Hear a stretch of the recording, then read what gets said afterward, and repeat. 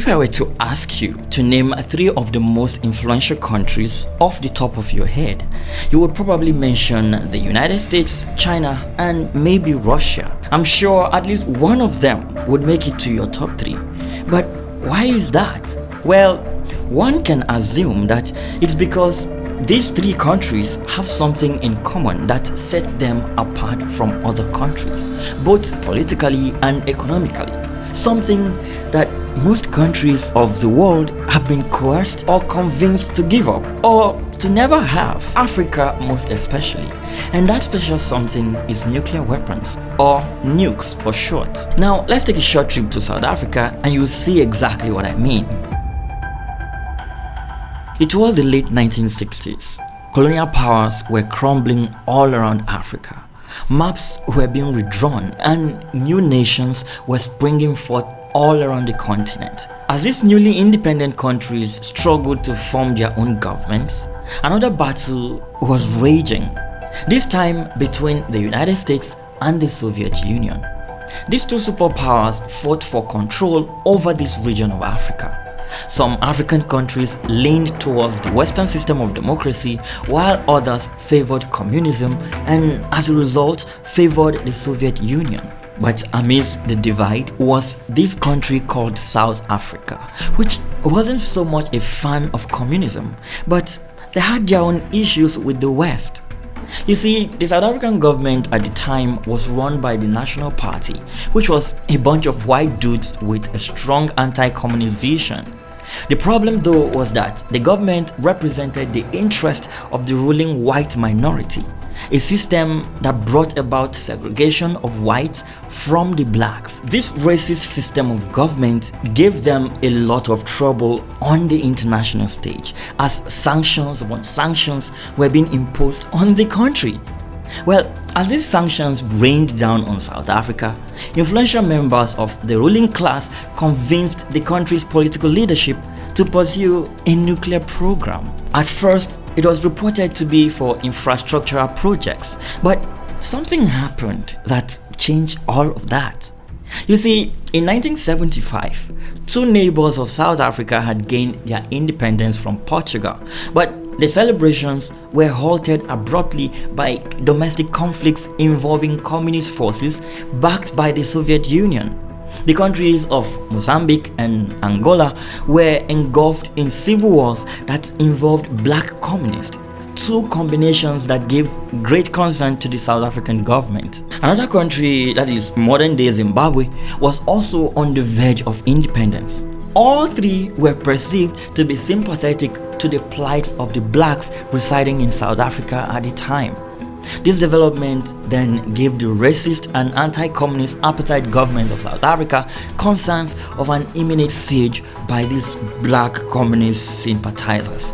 So, in their desperate quest to deter the perceived threat posed by these nations, South African leaders turned their attention to the big name on every lips at the time, which was nuclear weapons. Years later, however, on March 24, 1993, in a speech to the South African Parliament, President de Klerk announced publicly that his country had secretly built and dismantled 6 nuclear weapons. This event made South Africa the first and only country in the entire world to ever build and completely give up its nuclear arsenal. The country is also the only one in Africa to have acquired these deadly weapons. But why did it give it up when other countries like China, North Korea, US, and even Russia hung on to theirs? Well, there are now treaties in place preventing countries from having nuclear weapons, like the Treaty on the Prohibition of Nuclear Weapons, which bans the use, possession, testing, and even transfer of nuclear weapons under international law. This treaty is not the only factor that forced South Africa to give up its nukes. Neither is it the only factor stopping these African countries from pursuing nuclear programs. Aside from the fact that these African countries shamefully depend on Western foreign aid and loans to be able to run their economies, in which case disobeying the West could lead to sanctions that will negatively affect them. The West sadly don't ever want Africa to have nukes. Considering that the African continent is no doubt the most resource abundant continent in the world, this might seem like a ploy by the West to maintain a stranglehold on the continent, seeing that a nuclear-powered Africa could become politically more important, thus less susceptible to Western economic influence. Well, this was my thought also, but that was until I stumbled upon something. But first, why do countries even have nuclear weapons? As illustrated by the story of South Africa, one of the reasons, in fact the most potent reason why countries consider building a nuclear weapon, is deterrent. Take for instance, two old friends, Dave and Jack, are fighting. Dave had let out insulting remarks towards Jack that resulted in this fight. But despite Jack being in the right, Dave, being more physically strong, beats him up mercilessly, even removing one of his teeth in the process. But when people came to settle the quarrel, they started pleading and apologizing to Dave to stop the fight and have mercy on Jack.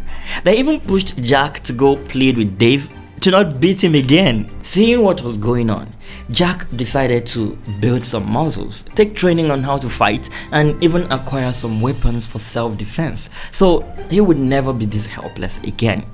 The next time Dave saw Jack and wanted to poke fun at him, he noticed Jack was now looking more physically intimidating, and he had a gun strapped to his waist.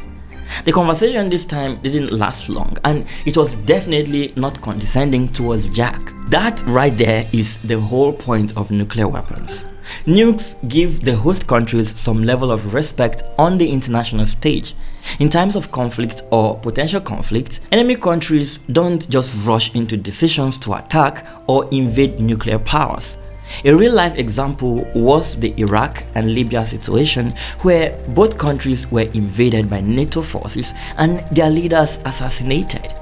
Meanwhile, North Korea has been on the radar of the United States for decades now, but because of its possession of nukes, such rash decisions cannot be easily taken without paying huge attention to the grave consequences that may follow. So, with all these known benefits, which are quite attractive for any country seeking to grow its global relevance, you can now imagine if a handful of African countries possess nukes. Check out this map.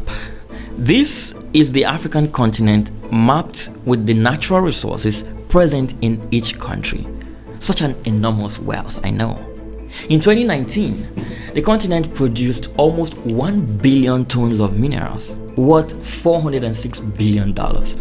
However, this wealth is never seen by these people, as the continent continues to be exploited by Western corporations.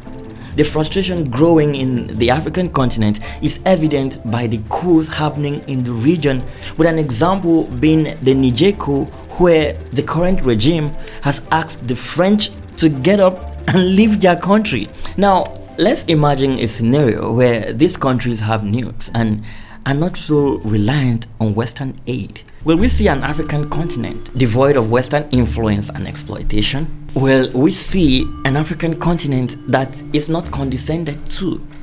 Will the nations of Africa be treated sort of like an equal with European countries? Well, even though things may be different, I doubt it will all be positive. You see, treaties alone are not the reasons why these countries have not considered starting their own nuclear programs. While it is all great on paper to be recognized as one of the powerful countries with nuclear weapons, there are consequences to this that Africa may not be able to survive. In the South African story, the government didn't just decide to abandon the idea of nuclear weapons. When Frederick de Klerk got elected as president of South Africa, the country was going through international isolation as a result of its apartheid system. De Klerk's top goal was to end this international isolation, and so he outlined internal reforms that included the end of the South African apartheid regime.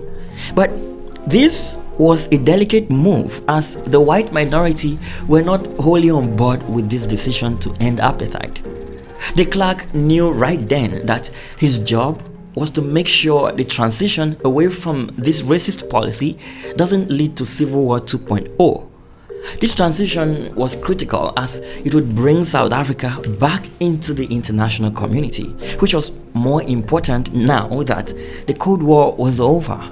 You see, during the Cold War era, the West could swallow the atrocities that happened in South Africa and sort of turned a blind eye, partly because the South African government was anti-communist. But now, the USSR was no more, so that leverage was gone. But that wasn't all. A strong movement to take the country from the hands of these racist folks was sort of gaining momentum.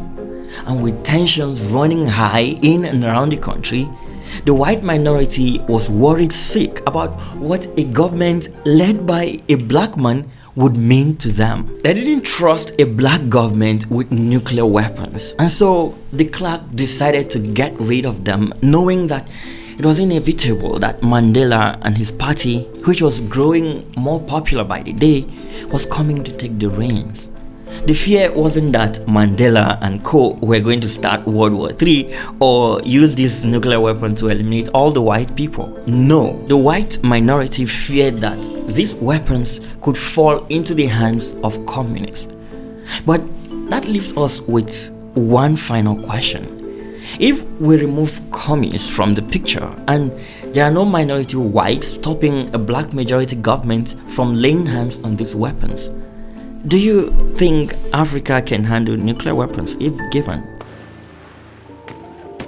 One of the problems with having a nuclear weapons program is the cost. The United States spent over $37.4 billion on nuclear weapons in 2020. Now, if you are the Nigerian government, how do you justify spending that sort of money on maintaining weapons that you may never use to more than 100 million people living below the poverty line? Even for presumably rich African countries, it will be hard to justify such high costs. Another concern is security in Africa. Yeah, it has now become more of a norm to read about terror attacks in the Sahel region. With this consistent presence of Islamist terror groups, nuclear weapons may be more of a liability than an advantage for any African country. The risk of terrorists obtaining nuclear weapons would increase in a nuclear-heavy African continent. For example, in 2007, there was an attack and breach at a South African nuclear facility, which was holding hundreds of kilograms of weapons-grade uranium that could be used to make a nuclear bomb. The porous security situation in Africa and the self-enrichment goal of their leaders mean nuclear weapons in the continent will be extremely dangerous for the entire world. Another reason, and perhaps the most interesting one, is that no one in the existing nuclear power neighbor is going to fold their arms and watch you join the nuclear club. So expect sanctions and your nuclear program to have difficulties taking off. Take Iran for example. They've been trying for decades and continue to find difficult roadblocks named the US and its allies. So there you have it. Why doesn't Africa have nukes? Well, because nukes are not desirable.